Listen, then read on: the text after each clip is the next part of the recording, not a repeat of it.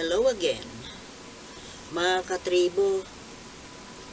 Ito pa po ang isa pang gusto nating sawayin, ang bunganga. Isa rin to eh. Ito pong si muntik ng maging senador, Harry Roque. Isang matalino, syempre, sikat na lawyer. Hindi lang basta lawyer, ha? International lawyer. So, ibig sabihin, alam na alam dapat niya ang tungkol sa mga usapin, tungkol sa ating mga issue tungkol sa bayan natin in relation with other countries. Specifically, ito pong relationship natin with China and America concerning the West Philippine Sea issue. Pero ano po itong, nakapagtataka po kasi mga kababayan na before, noong araw, anti-China po ito. Nagsasalita po ito ng mga bagay na, siyempre, Pilipino, what do we expect? What should we expect from a Filipino? Kundi ang maging isang makabayan. Makabayan po si Harry Roque. Once upon a time. Ngayon po biglang nagbago ang ihip ng hangin. Bakit kaya? Tiriring! Baka naman nakarinig ng kalansing ng mga ginintuang coins, kalansing, barya yun, no? Bakit hindi na lang kaya yung papel? Walang tunog, pero malaki. Diba? Walang kalansing, pero mas valuable. Ngayon, ito po kasi ang nakapagtataka dyan, pero ako, hindi na ako magtataka. Parang isa lang ang sagot dyan eh. Nasilaw. Nasilaw. Sa whatever. Ano sa palagay niyo mga kababayan? Saan siya nasilaw? Sa sinag ng araw? Ito po ang pangalawa sa ating series of shut-ups sa mga pasaway na mga politiko at Pilipino. Dahil itong mga pasaway na po na ito, mga pro-China na mga Pilipino, ay hindi lahat mga politiko. At ako po ay naniniwala na ang biglaang pag-U-turn nitong si Harry Roque ay dahil sa masarap na offer. Kayo mga kababayan, are we at the same page? Naiisip nyo ba ang naiisip ko? Kung ganun, matalino rin kayo. Joke lang. Hindi ko naman sinasabing matalino ko eh. Siguro, may logic lang. Kasi parang iba naman yung talino sa logic. Educate me. Kung pareho bang ibig sabihin nun? Kasi hindi nga ako matalino eh. So hindi ko alam kung anong pagkakaiba ng intelligence sa logic. Going back to this porky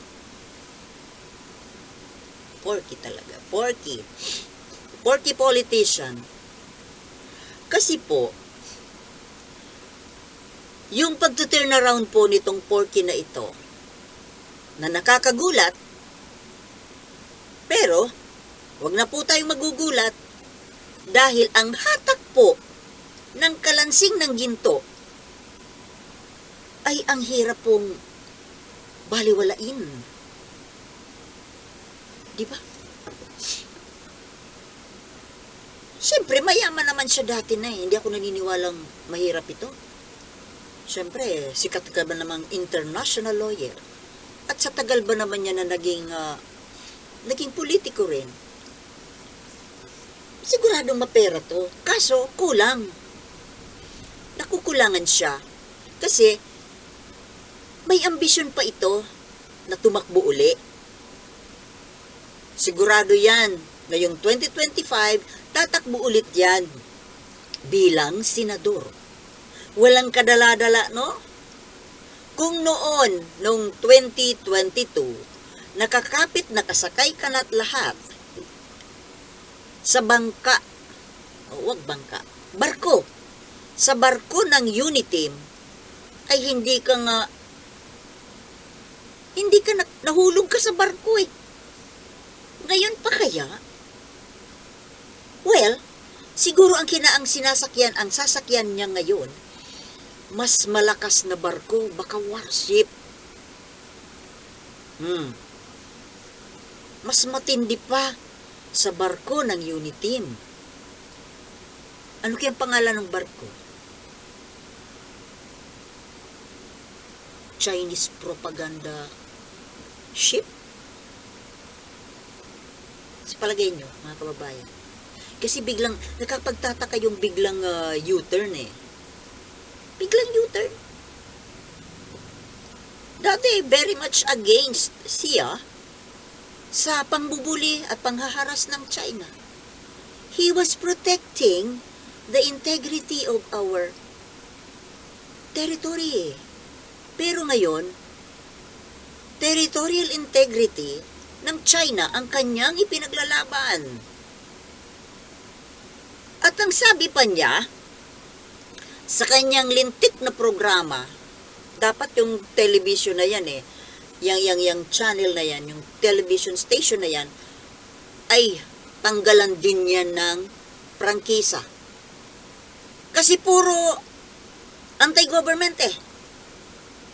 Dati nanonood ako dyan kasi truth that matters. Of course, the truth matters.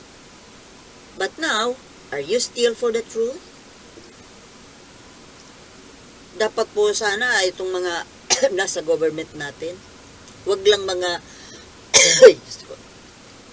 nagiging manipis na siguro ang lalamunan ko sa kakakuda ko araw-araw.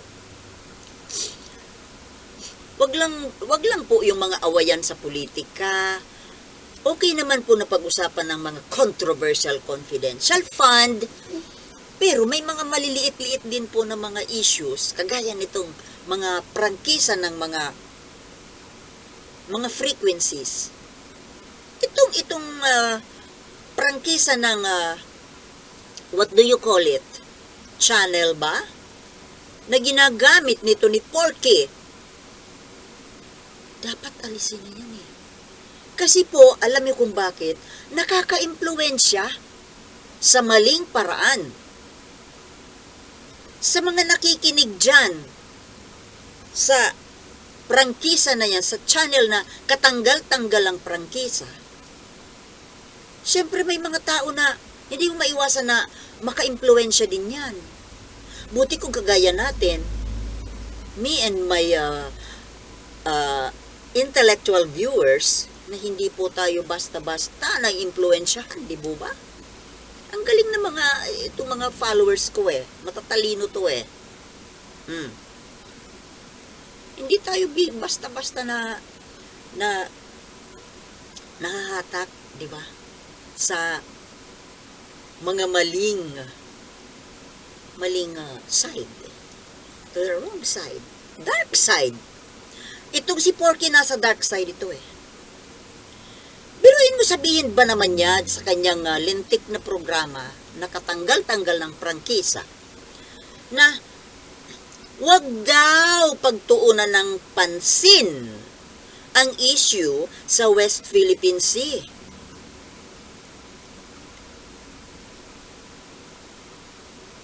Na-shock din ba kayo? Because I was shocked. Coming from the mouth of an international lawyer, Filipino, ayaw pag-usapan ang issue sa West Philippine Sea. Dahil wala naman daw dyan nagkakagusto na makinig. Only 70, no. Only 7% lang daw. Muntik nang maging 70, my goodness. 7 without the zero. Only 7% daw ang nagkaka-interes na makinig, ang may focus dyan sa West Philippine Sea issue. Mga kababayan, ito mga followers ko, therefore kasama kami doon sa 7%. I don't think it's only 7%. Porque tinanggal mo yung zero eh. Sa pagkakaalam ko, nagkaroon ng survey, it was 70%. Tinanggal mo yung zero eh. Buang ka.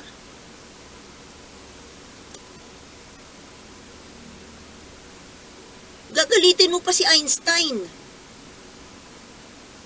Tama ba? Si Einstein ba? Or si Pythagoras? Galing-galingan ng peg, no? Sige nga, educate me nga. Sino ba ang nag-umimbento ng mathematics aside from God? Mathematics, the language of the universe. Tama? Galing-galingan tayo paminsan-minsan para hindi masyado mahalata na. Hindi tayo matali.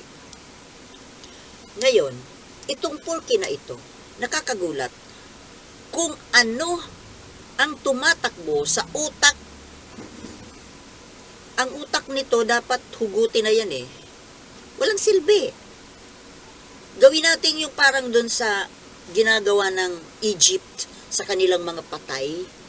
Yung binubunot ang utak, pinapadaan sa ilong. Hoy, nakakangiri imagine ano? Hindi ko ma-imagine. Kapag, di ba, iniimbalsa mo yung patay nila, tatanggalin yung mga innards, mga internal organs, including the brain. At dito nila yung paradaanin. Now, ito po ang magandang gawin dito kay Harry Roque. Ay, naku, nabanggit ko. Porky. Ay, nabanggit ko na ba kanina yung pangalan niya? Okay lang. Porky. Porky? Porky. Yamang walang silbi ang iyong utak. Hugutin natin yan, mga kababayan.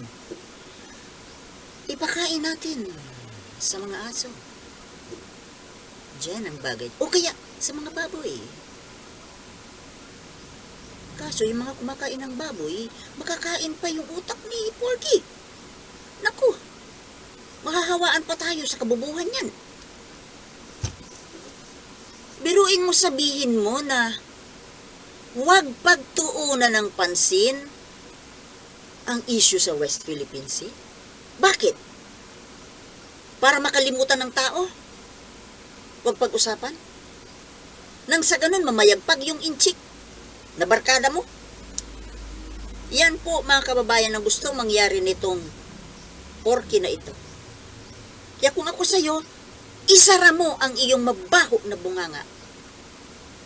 Walang kwenta yung mga lumalabas dyan sa mabaho mong bunganga, Porky. If I have the means, talagang huhugutin ko yung iyong utak. Padaanin ko sa ilong at saka sa tenga. Can you imagine, mga katribo? I'm getting weird. Ayoko na lang kasing magalit kasi na-high blood ako. At saka baka nangungonsumi na kayo sa bunganga ko. baka kayo ay natutoksika na sa akin. Kasi ako nga mismo, ayoko manood sa mga toxic.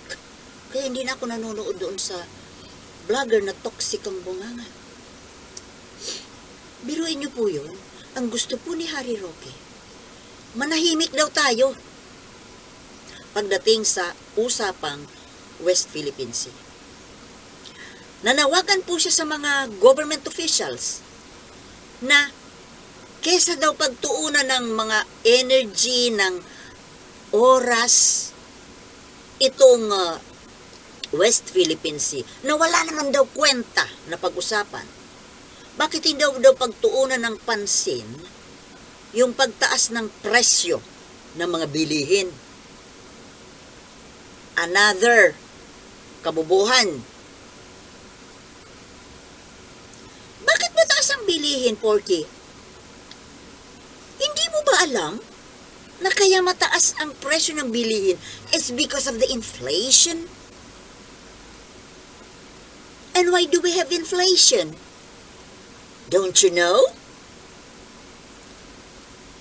Should I and my intelligent followers should educate you? Mas matalino ka sa amin eh. International lawyer. We are expecting, since you are an international lawyer, you are supposed to know what is or what are the factors affecting the prices of commodities. The reason why there is an inflation. Nabulo na naman ako. Inflation. Diba? Mga katribo, mga followers ko, sabihin nyo nga dito sa Porky na ito na ang dahilan ng inflation is yung gera dati muna between Russia and Ukraine, kaya tumaas ang presyo ng mga gasolina. And now, expect. We don't want it, but expect. We can do nothing about it. Natataas na uli ang mga presyo dahil tataas na naman uli ang presyo ng gasolina, fuel. Because na naman of the new trouble dyan sa Middle East, yung nangyayaring gera between Hamas and Israel. O baka yan na naman, Porky, hindi mo alam yan. You should know it. You're an intelligent international lawyer. Ako and my followers, we are not. Oh, I don't think if, maybe, may mga lawyers din siguro na follower ako. Hindi ko alam. But me, I'm not a lawyer. But I'm not a liar. Yung gulong yan sa Israel, yun na naman po ang panibago, may lamok, panibagong magiging dahilan ng pagtaas na muli ng ating mga bilihin. At sigurado, isisisi na naman ninyo yan kay BBM. Mga ulol. Isisisi na naman. Walang magawa si BBM sa pagtaas ng mga presyo. Kayo nga ang maging Pangulo. Sige nga, palitan nyo nga yan kung anong magawa ninyo. Mapipigilan nyo bang mag-away yung Hamas at Israel? Yun na nga, oh. Nagbubugbugan ng gusto. Ito kasing Hamas eh. Nananahimik si Israel kung bakit ibubuldoser yung mga barbed wire doon sa boundary. Sila ang nag-umpisa ng gera. Unprovoked. Nagpipiesta po yung mga Israelita. Nabubulol na naman ako. Tapos biglang, sinamantala ng mga Hamas lupa. Tapos ngayon, na natatalo na sila, humihingi ng saklolo sa UN, ang kapal din naman ng mukha. Parang si Porky. Kapal ng mukha. Napapansin nyo ba, yung mga pro-China, ang kakapal ng mga mukha? Nagkakapalan po ang mga mukha. Kasi sa sobrang busog. Literal na busog. Tingnan mo yung pangalawa sa pinakamataas. Na pro-China din. Diba? Ang kapal ng face. Puro yata mga inihaw na baboy yung mga nandyan. Dinuguan. Oh, expect po, mga kababayan. Kaya ngayon pa lang, ako ay medyo ano ako. Pero, hindi ko po kayo tinatakot. Ako yun. Medyo mamimili na muna ako ng maraming sabon, maraming pangangailang, mga basic commodities. Habang hindi pa tumataas ang mga presyo. Bibili na ako ng 2 kilong bawang, 2 kilong sibuyas. Di balo yung kamatis, magtatanim ako sa likod. Madali kasi mabulok ko. Hindi pwedeng mag-stock. Yung mga stackable items, pwede pong bumili ng marami. Is there such a word? Stackable. Tingnan ko yan mamaya sa Webster. I have to consult Mr. Webster. Lumabas lang bigla sa bunganga ko. Stackable. Baka meron. Pero kung wala, di original ko yan. Mag-i-stack po ako. Bili na ako ng mga 5 litrong mantika. Mga 1 kilong asin. Pero ang asin, parang hindi naman yata masyadong maapektuhan. Yung mga commodities na mabilis umakit ang presyo. Bibili ako ng mga 2 litrong kerosene. Ginagamit ko po yun sa pag nagpapaapoy po ako. Pag ako ay nagluluto sa kahoy. Oh. Meron ako dyan 3 tangki ng LPG. Pupunuin ko na. I have 3 LPG tanks. Know why? Kasi nagkaroon po ako ng karenderya before. Tsaka, yung, ano ba yun? Yung nilulutuan ng pizza. Nagtinda kami ng pizza. Homemade pizza. Lugina. Hindi mahirig sa pizza ang mga taga-barangay. So, nandiyan pa yung mga gamit ko. Oven pala. Oven. Nakakabit sa LPG. Importante sabon eh. Sabon pampaligo, shampoo, toothpaste, sabon panglaba, dishwashing. Oh. Stock na tayo kung mayroon lang naman pambili. And then yung mga gulay-gulay, magtatanim na ako dyan sa likod. Ang gulay ngayon sobrang mahal. Tanga ka na lang kung hindi ka makakain ng gulay. Kahit wala kang lupa. Sa Hong Kong nga, nagtatanim sila sa mga balcony, sa paso. Tayo pa kaya na, pwede tayo magtanim sa tabing kalsada. Tatanim ako. Mamaya pagkatapos ko ma-post ito, magtatanim ako. Dami kong itatanim. Magtatanim ako ng papaya, ng pechay, ng tomatoes. Oh, napalayo na ako sa topic ko. Naku, tuwang-tuwa na si Porky, Nakalimutan ko siya. Hindi kita nakakalimutan, Porky, ha? Mga kababayan, gusto ko sana kasi baigsi lang ang aking video. Kaya lang pag ganito, napapakwento ako, humaba na naman, 23 minutes na. Kasi pag mahaba po ang aking video, mahaba rin yung mga inilalagay ni YouTube na mga ads. Sangkatutak na ads. Kaya tuloy, siguro ikini-click off po yan ng mga nanonood eh. Hindi rin natatapos yung video. Hindi naman tinatapos di ba? Sino man matutuwa? Sobrang dami ng sangkatutak man na. Mas tumindi po ngayon yung mga ads eh. Kaya gusto ko igsian na lang para maigsi din yung mga ads. Yun nga po. Pero hinihikayat pa, pinapangunahan pa niya. Ina-advise niya si BBM na mag-angkat daw ng crudo, ng fuel, sa Russia. Mag-angkat na daw ng mga pangangailangan sa China. Galing, no? Galing na promoter, advertiser ng kanyang mga barkadang komunista. Ako halos halos ayoko na ngang bumili ng mga produkto ng China kasi wala kang magagawa talagang galing doon. As much as possible, ayokong bibili ng mga produkto ng China. Just like this cellphones, never po akong bibili. Never akong bibili. Kahit mura pa yan, ng cellphone ng China. Kasi baka may malware. Oh. Baka ma-spyan ako na anti-China ako. Ayoko. Ang cellphone ko, mas gugustuhin ko po na bumili from South Korea, Japan. Oh. Diba? Mga friendly nations, doon po tayo makipag-negosyuhan. Oh, wala lang cellphone ang Japan May cellphone ba ang Japan? Parang wala South Korea, oo.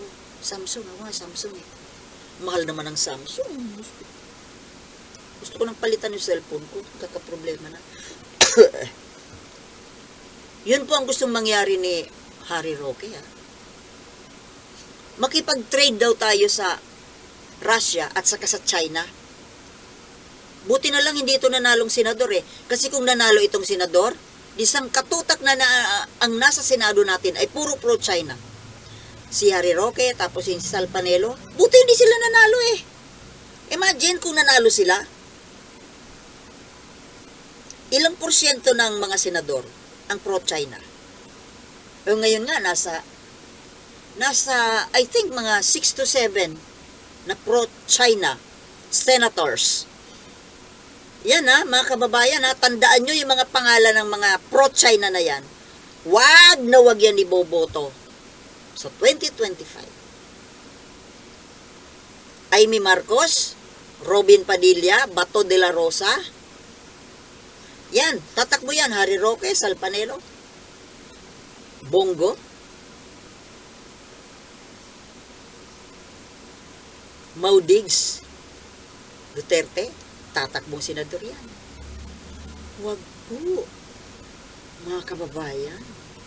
Please, kung naaawa kayo sa inyong mga sarili, sa inyong mga pamilya, wag na po tayong boboto ng mga pro-China po. Sira ulo itong si Porky na to Pinangungunahan pa si BBM. Wag daw intindihin yung problema sa West Philippine Sea. Ang intindihin daw yung presyo ng mga bilihin. Ulul. Paano mo makokontrol yung presyo ng bilihin? Na hindi mo makokontrol kung anong nangyayari sa mundo. Dayan ang dahilan kung bakit mataas ang presyo. Alam niyo ba kung bakit nandito yung kamay ko? Nandito yung tuhod ko. Komportable. Tapos ituturo pa niya na mamili sa China, mamili sa Russia. Yung Russia nga hanga pa naman ako kay Vladimir Putin. Pero, di ba? Ano nangyari doon sa deal natin dyan? Yung tungkol sa helicopter. Nalugi tayo dyan ng 2 billion Hindi na maibalik. Hindi na makuha. Umorder dyan yung Maudigs nyo ng helicopter. Nag-down ng 2 billion. Hindi naman diniliver. Kaya nang pumalit ang BBM, kinancel. Order na lang sa Amerika. Pero hindi na nabawi yung down payment. Tapos yun namang, sa sunod, yun namang gusto nilang umorder yung fuel, gas, from Russia. Kasi si Maudigs po ang gusto nun. Panahon ni Maudigs yun ba't hindi natuloy? Siguro napagtanto nila na, teka, parang di yata pwede. Kasi mayroon tayong kakontrata kung saan tayo lang dapat bibili. Di ba ganun yun? Kaya ito pong si Harry Roque, ito po Ikaw Harry Roque, Porky, shut up! Shut your big fucking mouth. Dahil mabaho ang lumalabas dyan sa iyong F mouth. Okay mga kababayan, yun lang po.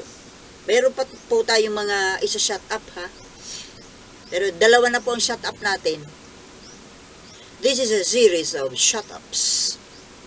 Okay? O, hanggang dito na lamang po at ako ay magla-lunch. It's already past 2 p.m. Okay? Thank you for watching and see you in my next vlogs. Peace.